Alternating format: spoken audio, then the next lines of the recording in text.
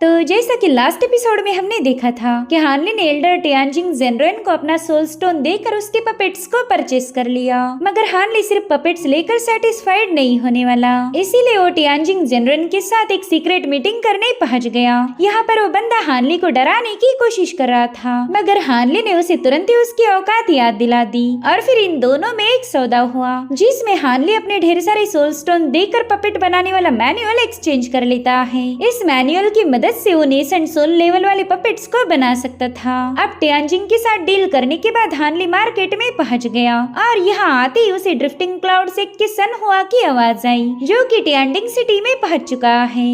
अब आगे तो इस एपिसोड की शुरुआत उसी सीन से होती जहाँ पर सन हुआ उस शॉपकीपर के चुंगल में बुरी तरह से फंस गया था। वो बंदा उससे कह रहा था कि तुमने मेरा फायर टैलिस्मान जाया कर दिया, जिसकी कीमत थी 300 स्पिरिचुअल स्टोन, तो जल्दी से मेरी कीमत अदा करो। तो यहाँ पर सन हुआ ने अपने ड्रिफ्टिंग क्लाउड सेक्ट का टोकन उसके हवाले कर दिया। वो कह रहा था कि इस टोकन के अलावा मुझे सेक्ट में एंट्री नहीं मिलेगी, यानी कि ये मेरे लिए काफी ज्यादा इम्पोर्टेंट है, तो तुम बस थोड़ी देर के लिए इस टोकन को अपने पास रखो और मैं अभी जाकर अपने दोस्तों से पैसे लेके आता हूँ। जिस पर वो शॉपकीपर कहने लगा कि भला ये लोहे का फालतू टोकन मेरे किस काम का, ये घटिया सी चीज तुम अपने पास रखो और जल्दी से मुझे मेरा पेमेंट कर दो। भाई मेरा तुझ पर जरा भी यकीन नहीं, अगर तू यहाँ से भाग गया तो बता फिर मैं टियानजिंग सिटी में तुझे कहाँ ढूंढूंगा। इतना ही नहीं, उस बंदे ने सन हुआ को जलील करने के लिए वहाँ पर लोगों को जमा करना शुरू कर दिया। वो कह रहा था कि देखो ये ड्रिफ्टिंग क्लाउड सेक का डिसाइपल है, वैसे तो ये लोग खुद को काफी ज्यादा पावरफुल समझते, मगर इनके पास तो इतने भी पैसे नहीं कि ये मेरे टैलिस्मान की कीमत अदा कर पाए। यहाँ पर सन हुआ को इस बंदे पर काफी ज्यादा गुस्सा आ रहा था, लेकिन अगर वो इस बंदे पर हमला कर दे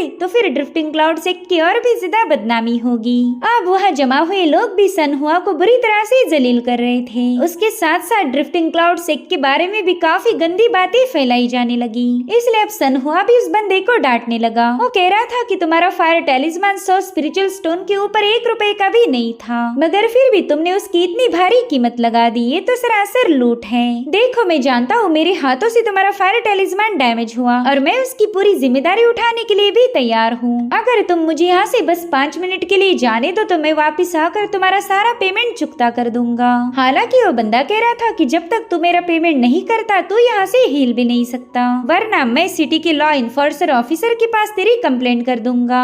अगर मैंने ऐसा किया तो तेरे साथ तेरे ड्रिफ्टिंग क्लाउड सेक्ट की भी बदनामी होगी, और ये सब सन हुआ बिल्कुल भी अफोर्ड नहीं कर सकता था, इसलिए वो तुरंत ही अपने पास की कुछ टैलिस्मान बाहर निकाल लेता है। वो कह रहा था कि इन टैलिस्मान की कीमत लगभग 200 या 300 स्पिरिचुअल स्टोन्स होंगी, जो देखते साथ ही उस बंदे ने सनहुआ के हाथ से वो टैलिस्मान छीन लिए। अब यहाँ पर सनहुआ उससे कह रहा था कि इसमें से बस एक टैलिस्मान वापस दे दो, वो हमारे एंसेस्टर की अमानत थी, मगर वो बंदा उसकी एक नहीं सुनता। उसने सनहुआ ने मेंशन किया और टैलिस्मान बाहर निकाल लिया। वो कह रहा था कि ये तो बस फटा हुआ पेपर का टुकड़ा है, लेकिन फिर भी तुम इसे हासिल करने के लिए मरे जा रहे हो। शायद ड्रिफ्टिंग क्लाउड से जल्दी भिखारियों की कतार में लगने वाला है। और इतना कहते साथ ही उस बंदे ने उस सारे टैलिस्मान हवा में उछाल दिए। वो बंदा सनहुआ को बुरी तरह से जलील कर रहा था और इस इंसिडेंट ने सनहुआ को भी बुरी तरह से झंझोड़ कर रख दिया। और उतने में उस जगह पर अजीब सी ऑरा फैलने लगी और फिर स्पिरिचुअल एनर्जी का एक जोरदार ब्लास्ट करते हुए हानली वहाँ पर पहुँच गया। उसने वहाँ आते ही सनहुआ के उस स्पेशल टैलिस्मान को होल्ड कर लिया था। साथ ही साथ शॉपकीपर उससे पूछ रहा था कि बता लड़के तुझे क्या चाहिए, जिस पर हानली जवाब देते हुए कहने लगा कि वैसे तो मुझे तुमसे कुछ नहीं चाहिए, बस थोड़ी देर पहले मैंने तुम्हारे मुंह से कुछ बातें सुनी थी। तुम बार बार हमारे ड्रिफ्टिंग क्लाउड सेक्ट पर कीचड़ उछाल रहे थे, तो मैं चाहता हूँ कि तुम वो सारी बातें मेरे सामने रिपीट करो।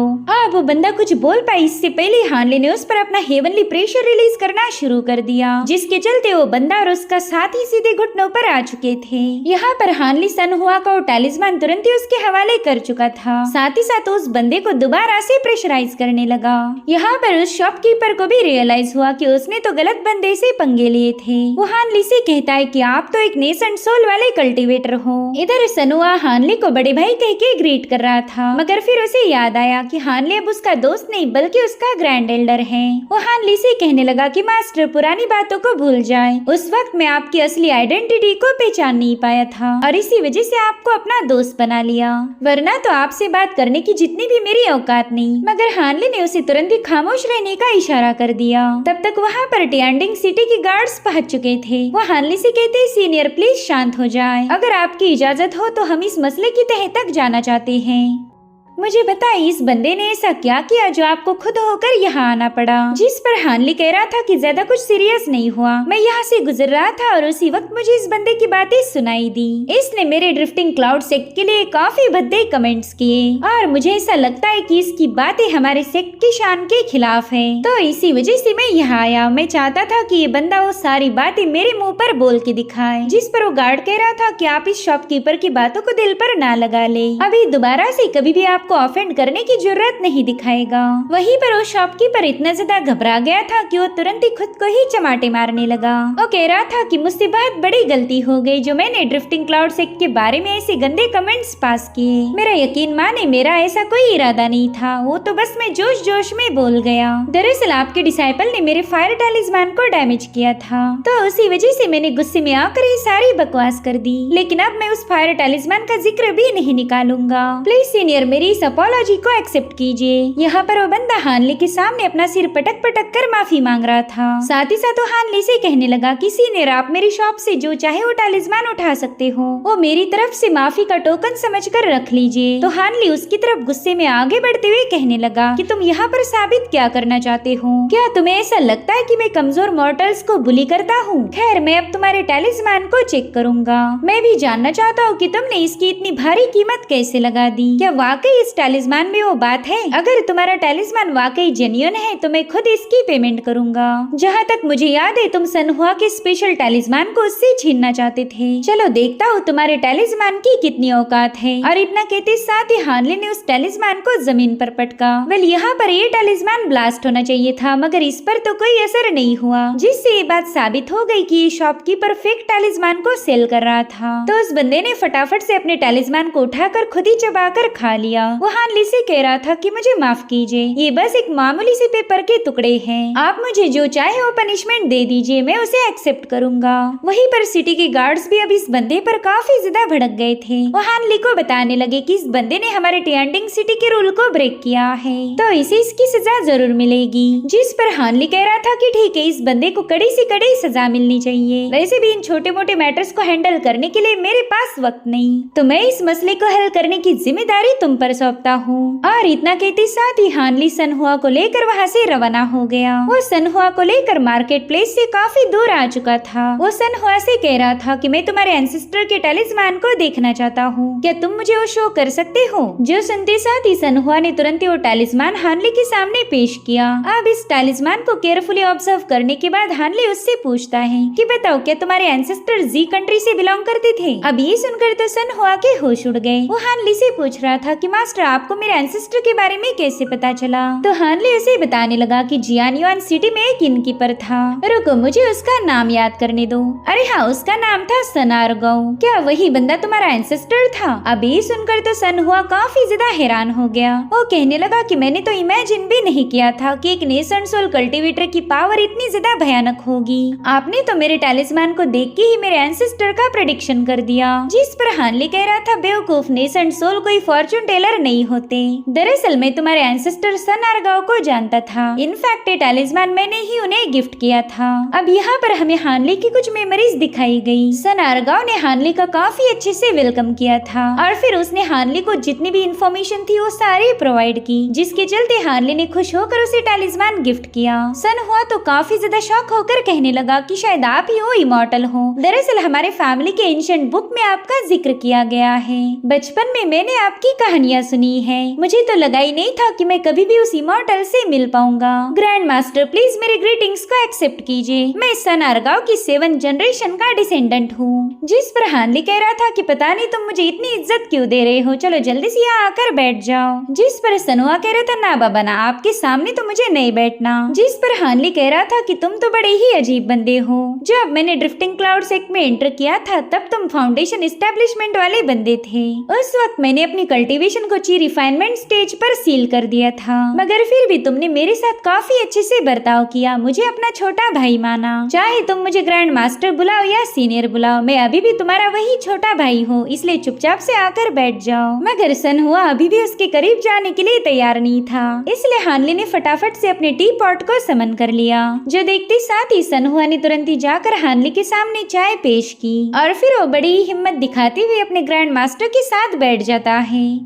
यहाँ पर हानली उससे कहने लगा कि मुझे अच्छे से याद है, जब से मैं ग्रैंड मास्टर बना हूँ तुम एक बार भी मुझसे मिलने नहीं आए। एक बार तुमने मुझे बताया था कि छोटे भाई हानली, मुझे एक अच्छे मास्टर की जरूरत है, अगर तुम मेरे पास आते तो ये काम कब का ही हो जाता, मैं तुम्हें एक अच्छा मेंटोर दे सकता था। तो चलो अब जल्दी बताओ तुम्हारी नाराजगी की क्या वजह है। तो सनहुआ उसे बताने लगा कि जब मुझे आपके ग्रैंड मास्टर होने की खबर मिली तब मैंने सोचा कि मैं जाकर आपसे विजिट करूँ, लेकिन आप ऑलरेडी जानते हो कि मैं इन चीजों में बिल्कुल भी अच्छा नहीं। मुझे डर था कि कहीं मैं अपनी बकवास बातें सुनाकर आपको ऑफेंड न कर दूं। जिस पर हानली कह रहा था तुम्हें क्या लगता है, क्या तुम सुधर गए हो? मुझे तो ऐसा बिल्कुल नहीं लगता, तुम अभी भी पहले जैसे ही बेवकूफ हो। यहाँ पर हानली सनहुआ को रिलैक्स करने की पूरी कोशिश कर रहा था, भले वो एक नेसेंट सोल क्यों न बन जाए, मगर उसे भी अपने दोस्तों की जरूरत है। अब यहाँ पर हानली उसे बताने लगा कि तुम्हारा एप्टीट्यूड काफी ज्यादा अच्छा है, बस तुम्हें एक सॉलिड गाइडेंस की जरूरत पड़ेगी। अब तुम एक काम करो, ड्रिफ्टिंग क्लाउड से जाने के बाद सीधे व्हाइट फिनिक्स पीक चले जाना, वहाँ पर तुम्हारी मुलाकात होगी मिस लियू से, जो कि मेरी ही कोर फॉर्मेशन स्टेज वाली डिसाइपल है। मैं चाहता हूँ कि तुम उस बंदी से गाइडेंस लो, वो तुम्हारी कल्टीवेशन को इम्प्रूव करने में काफी ज्यादा मदद करेगी। जो सुनते साथ ही सनहुआ हानली का शुक्रिया अदा करने लगा, साथ ही हानली उसे बताने लगा कि मैंने एल्डर लियो को तुम्हारे यहाँ आने की खबर पहुँचा दी है, तो वो चाहते हैं कि तुम पवेलियन में जाकर आराम करो। ये टियांडिंग सिटी काफी ज्यादा खतरनाक है, यहाँ पर दोस्तों को दुश्मन बनने में जरा भी वक्त नहीं लगता। इस बार तो मैंने तुम्हें मुसीबत से बचा लिया, लेकिन अगली बार अगर मैं समय पर ना आ पाया तो शायद तुम्हारे साथ मसला हो जाएगा, और मैं अपने दोस्तों के साथ ऐसा बिल्कुल भी होने नहीं देना चाहता। तो सनहुआ हानली की बात मानते हुए सीधे पवेलियन की तरफ रवाना हो गया, और उतने में ही हानली ने उसे आवाज लगाई। वो कह रहा था, सनहुआ कुछ सालों पहले तूने मुझे बताया था कि ये सोड तूने काफी ज्यादा महंगी खरीदी, तुझे लग रहा था कि तेरी तलवार काफी ज्यादा स्पेशल है, और उसी वक्त में तुझे बताना चाहता था कि भाई तुझे तो चूना लगाया गया, तेरे तलवार की कीमत 100 स्पिरिचुअल स्टोन से ज्यादा हो ही नहीं सकती, जिसे तूने हजारों में खरीद लिया। बेचारा सनहुआ अपने नुकसान पर मातम मना पाई, इससे पहले हानली ने उसे एक सोड दे दी। वो उसे बता रहा था कि अब अपनी पुरानी सोड को यूज मत करो, ये सोड मैंने खुद अपने हाथों से बनाई थी, तो मैं चाहता हूँ कि आज के बाद ये सोड तुम यूज करोगे। सनहुआ को तो यकीन ही नहीं हो रहा था कि हानली ने उसे इतना स्पेशल तोहफा दिया। यहाँ पर सनहुआ काफी ज्यादा इमोशनल हो गया, उसे समझ नहीं आ रहा था कि वो अपने पुराने दोस्त का शुक्रिया अदा कैसे करे। भले ही हानली उसका ग्रैंड एल्डर है, लेकिन वो सनहुआ के साथ अपनी दोस्ती को बनाए रखना चाहता था, और ये बात अब सनहुआ भी समझ गया। अब उसके वहाँ से जाने के बाद सिल्वर मून हानली से कहने लगी कि अगर वो बंदा यहाँ पर थोड़ी देर और रुकता तो रो पड़ता। साथ ही मैंने ये भी महसूस किया कि आप सनहुआ को काफी ज्यादा पसंद करते हो। जिस पर हानली कह रहा था कि इस बंदे की पर्सनैलिटी मुझे काफी ज्यादा अच्छी लगती, ये कोई भी बात दिल में नहीं रखता, जो दिल में है वही जबान पर, चालबाजी तो इसे बिल्कुल भी नहीं आती। मेरे ख्याल से सनहुआ एक बेफिक्रा तलवारबाज है, और इसे देखकर मुझे अपने एक पुराने दोस्त की याद आती। मेरे ख्याल से हानली को सनहुआ के अंदर यूनफेयर की झलक नजर आती है। अब हमें ट्रेड फेयर का चौथा दिन दिखाया गया। हानली के पास मार्क्विस का दिया हुआ टोकन है। ओल्ड मार्क्विस ने इस टोकन पर एक लोकेशन मार्क किया था, तो हानली तुरंत ही उस जगह पर पहुंच जाता है। मेरे ख्याल से आप मेरा काफी देर से इंतजार कर रहे थे, और उतने में ओल्ड मार्क्विस उनके सामने आ गया। वो कह रहा था, मेरे भाई हान, तुम तो वादे के पक्के निकले, मुझे लगा नहीं था कि तुम मेरे इस ऑफर को एक्सेप्ट करोगे, और हाँ, तुमने मुझे जरा भी इंतजार नहीं करवाया, इनफैक्ट तुम एकदम परफेक्ट टाइम पर यहाँ आए हो। तो अब हानली भी मार्क्विस को फॉलो करते हुए एक लोकेशन पर पहुँच गया, जहाँ पर ढेर सारे नेसेंट सोल कल्टीवेटर्स बैठे हुए थे, और उतने में ही हानली को अपने पुराने दुश्मन वांगचान की आवाज आई। हानली को यहाँ देखकर तो वांगचान के पाँव के नीचे की जमीन खिसक गई थी, साथ ही साथ उसके दिल की धड़कनें हद से ज्यादा तेज हो गई। और अब यहाँ पर हमें इनकी पुरानी फाइट दिखाई जाती है। दरअसल यान सिटी में वांगचान ने हानली को खत्म करने की पूरी कोशिश की थी, मगर हानली ने उसे पॉइजन करके चकमा दे दिया। हानली तो इस बंदे की वजह से काफी ज्यादा तंग आ गया था, और इसी वांगचान की वजह से उसे अपना टियानियान कॉन्टिनेंट छोड़ना पड़ा। यहाँ पर हानली ने वांगचान की कल्टीवेशन को तुरंत ही भाप लिया। दरअसल वांगचान कोर फॉर्मेशन की लेट स्टेज पर पहुंच चुका था, और यहाँ पर वो यान फैमिली की लेडी को अपने साथ लाया था, जिसके साथ उसने शादी की है। हानली सोचता है कि इसी बंदी को हील करने के लिए वांगचान ने पूरी की पूरे टाउन का सफाया किया था। वेल, इस बंदी का नाम था रूमा और ये वांगचान की वाइफ है। अब हानली आगे बढ़ते हुए कहने लगा कि मैंने तो उम्मीद भी नहीं की थी कि यहाँ आने के बाद मेरी अपने पुराने दोस्तों से मुलाकात होगी। सच बताओ तो मैं तुम्हें यहाँ देखकर काफी ज्यादा सरप्राइज्ड हूँ। इधर वांगचान को तो समझ ही नहीं आ रहा था कि वो हानली से क्या कहे। इतने सालों का ग्रज अचानक से उसके सामने आ गया। साथ ही साथ उसे जेलसी भी फील हो रही थी क्योंकि हानली अब एक नेसेंट सोल बन चुका है।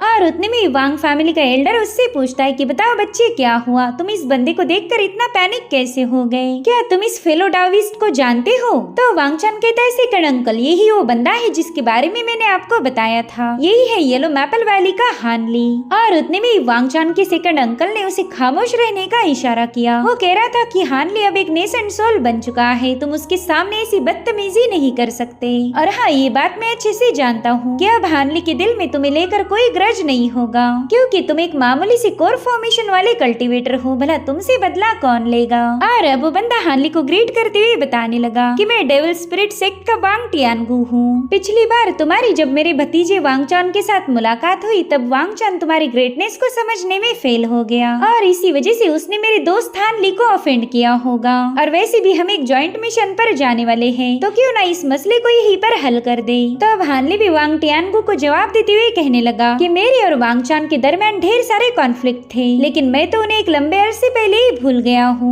मैं भला एक मामूली से जूनियर पर गुस्सा क्यों रहूंगा। ऐसा बिहेवियर हमारे जैसे पावरफुल कल्टीवेटर्स को बिल्कुल भी शोभा नहीं देता। यहाँ पर हानली ने वांगचान को कस के ताना मारा।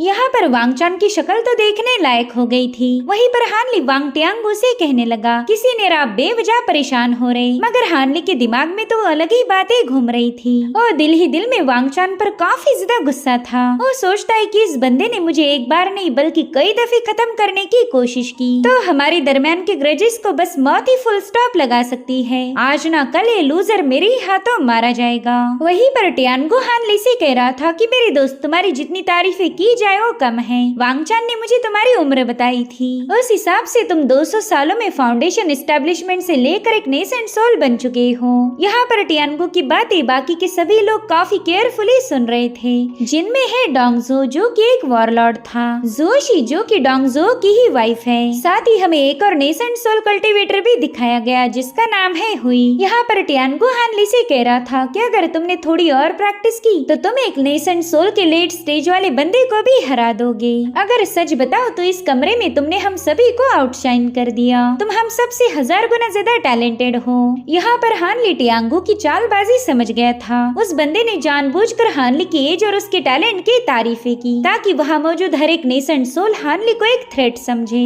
और इन सभी नेसेंट सोल की एक खासियत थी, ये लोग खतरे को पनपने नहीं देते। मीनवाइल हानली ने नोटिस किया कि सभी कल्टीवेटर्स बस उसे घुरे जा रहे हैं। इस पल में हानली को वांग टियांगू पर काफी ज्यादा गुस्सा आ रहा था। वो दिल ही दिल में कहने लगा कि शैतान ने मुझे सभी का दुश्मन बना दिया। अब यहाँ पर एक और नेसेंट सोल मौजूद था जिसका नाम है चाओ। वो कहने लगा कि क्या वाकई इस डाओइस्ट की उम्र सिर्फ 200 साल है। इससे तो ये बात साबित हो गई कि ये बंदा काफी ज्यादा टैलेंटेड होगा। लेकिन यहाँ पर चाओ हानली के अच्छे वे में तारीफ नहीं कर रहा था, बल्कि वो भी हानली को एक थ्रेट समझ रहा है। ओल्ड मार्क्विस भी समझ गया कि यहाँ का माहौल अब काफी ज्यादा टेंस हो चुका। टियांगो ने बड़ी ही चालाकी के साथ हानली को सबका टारगेट बना दिया, इसलिए वो तुरंत ही सभी नेसेंट सोल से कहने लगा कि दोस्तों तुमने अपने गुस्से पर काम करना चाहिए, हर वक्त गुस्सा दिखाना सही नहीं होता। और अब वो हानली से कहने लगा कि मेरे दोस्त जाओ जाकर अपनी जगह पर बैठ जाओ, यहाँ पर तो बस बिजनेस की ही बात होगी। तो हानली भी उसकी बात मानकर तुरंत ही अपनी जगह पर जाकर बैठ गया। जिसके बाद मार्क्विस सभी लोगों से कहने लगा कि आज यहाँ पर हम एक इम्पोर्टेंट मैटर डिस्कस करने आए हैं। तो एक मामूली से इंसिडेंट की वजह से हमने अपनी एकता को खत्म नहीं करना चाहिए, हम सब ने यूनाइट रहना सही रहेगा।